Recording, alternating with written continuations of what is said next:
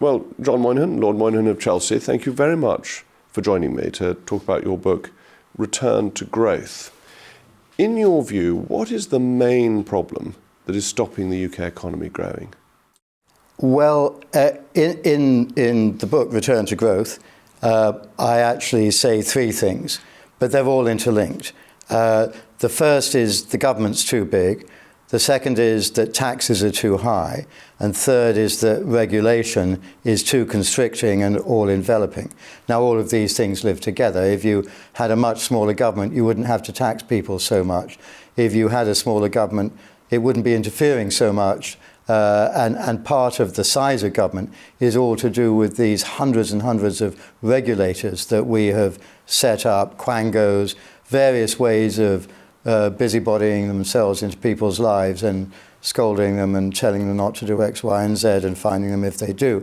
So they're all interlinked, but at the same time, it's basically of a point of view of, well, the high regulation is due to government people thinking we know best.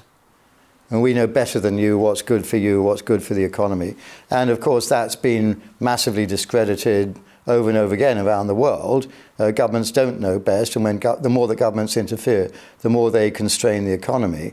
But also, we know best, we're a force for good, and if there's a problem, we need to pour money into it because we're the only thing to save people from being devastated by these problems. And of course, therefore, we're going to have to tax you. And who we're going to tax, by the way, is not me, not thee, as somebody in America said, it's the fella behind the tree. In the cant phrase, it's millionaires. I had a thing that I called the laugher curve, i.e. who's laughing. And it describes who people think, or what percent of people think that millionaires should be taxed more. And it's a curve that looks like this. At this end are people who are not millionaires, who think, oh yes, we should tax them more. At this end is billionaires. They think millionaires should be taxed more because they got so much money they don't really care, and they know how to get around tax too. The only ones who are not very keen on millionaires being taxed more are millionaires. But nonetheless, and of course that has resulted in this huge flood of people leaving the country. Not just millionaires, but anybody earning a lot of money, any young person in their 20s who's a high achiever and doesn't see much opportunity here. But that laugher curve, I think, sort of sums up the false optimism that governments have that they can get ever more taxes at an ever higher rate. Everyone wants somebody else to be taxed. Correct. On regulation, you had the most interesting figure in your book, that the US economy at the end of 2011 would have been $53.9 trillion instead of $15.1 trillion, more than 3 times bigger, not with no regulation, but if regulation had remained at the 1949 level. Correct. So your statistical analysis of regulation is that it knocks out 1 to 2% of growth a year. That's transformative for any economy.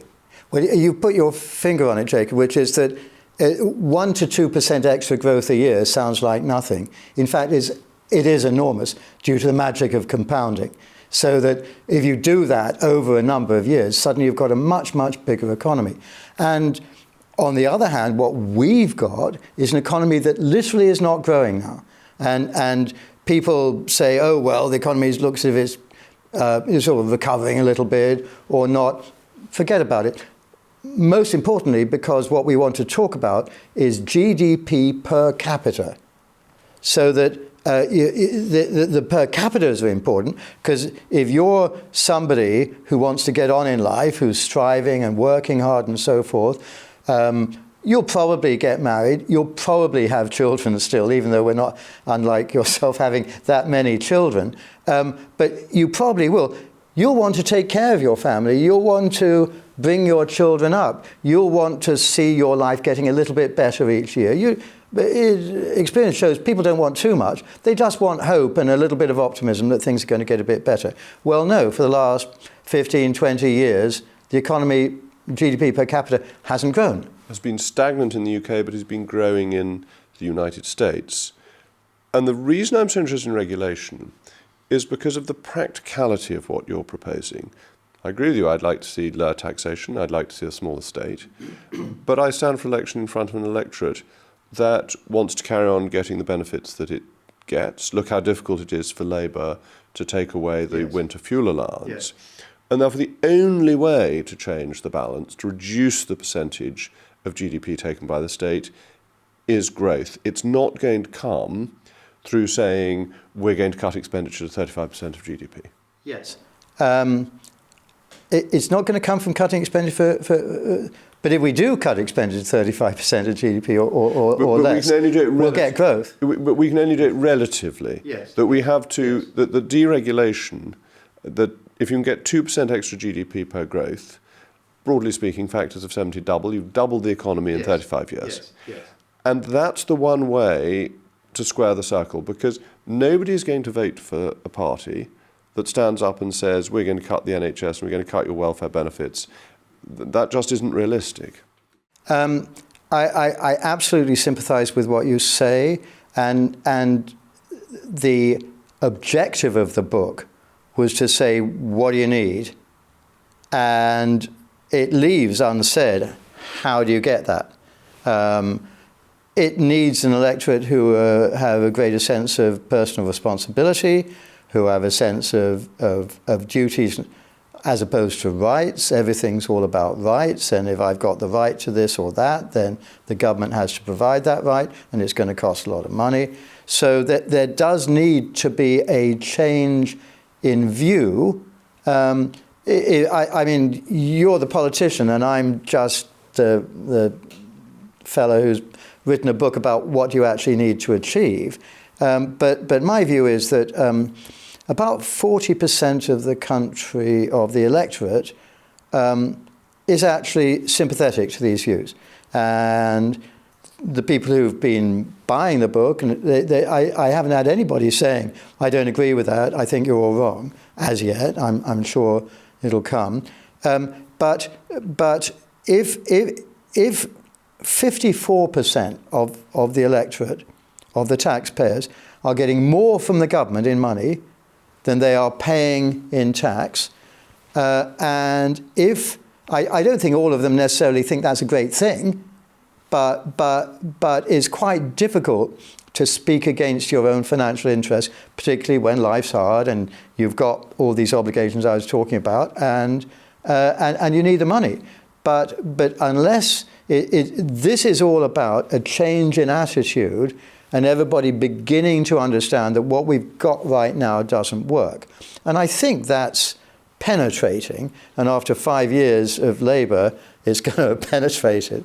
And things are actually considerably worse than we think, because on top of our 100% of GDP debt that is in the gilt market, yes, there's the pension fund liability. Yes. And this is a huge distortion between the private sector, which is now almost entirely defined contribution benefits, yes, and the public sector, which is unfunded benefits. Yes, it almost doubles, and it's why most of the public sector will always vote for the left, because the left are more likely to guarantee their pensions.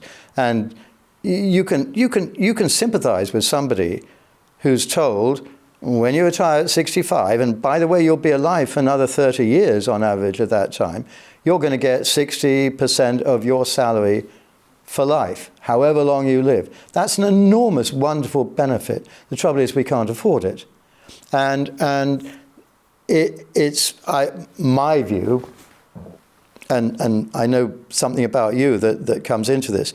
My view is that the reason that hasn't been changed, I mean, in somewhere around 2050, I think, we're going to be paying out £128 billion a year on the obligations we've already incurred to public sector workers, never mind all the ones we'll be incurring between now and then. And the reason that nobody has said, my God, that's, I think, about £2 trillion worth of obligation that we've already incurred, that, as you say, isn't mentioned in our debt numbers. The reason nobody does anything about that is because the politicians, the MPs, all get that same wonderful defined benefit pension. And the thing I hasten to say is that you are literally the only MP that I've come across who refuses to take that benefit. And, you know, all honour to you, well done. Well, no, I did opt out of it. But if there were more than you, if there were more than we might you, be more inclined to change. Yes. I want to ask you one final thing. You say it'll take 15 years to do this. Does the British electorate have the patience, after how many prime ministers in the last few years, to wait 15 years? Or would a government that started down this route find that it couldn't survive long enough to implement it? It might. I mean, Margaret Thatcher was saved by the Falklands War. She would have been out after her first term if it hadn't been for her tremendous leadership in that war. But at the same time, I've always found that the British electorate somehow does the right thing. Time after time, and obviously for me, the biggest example of this is Brexit, time after time, they've shown themselves sensible and willing to do it. We've got to be absolutely clear about what we're trying to accomplish. But people do want a better life for their children, not just for themselves. And if they know that if we carry on in this way, it's just going to get worse and worse. And we've got the example of the European Union, say France, where they have a 6% deficit right now, which is completely unsustainable. But they haven't really got the answer as to how not to keep on with it. But where growth in the European Union is absolutely zero. I mean, you've got the example all over the world, not just in America, but all over the world. There are countries that keep the size of their government low, that keep their taxes low, that keep their regulation low, and they're growing like a weed, and their citizens are richer than us. And that's across the board. Even the poorest citizens are sort of at the level of the second quintile of ours in terms of riches and so forth. So it should be possible. And I do offer a program to do that. As you say, maybe it won't work, but electorates can be a hell of a lot more sensible than politicians give them credit for. Well, I agree with that. Trust the people. Yes. John Lloyd Moynihan, thank you very much. And this is the great work, the great tome that you've produced. It looks quite intimidating when you pick it up, but I can assure readers it's not. It's not, that there are plenty of illustrations, lots of graphs, and it's beautifully printed in large print. So it's easier to read than it looks when I hold up this fat volume. Thank you very much for having me on your show, Jacob. Thank you.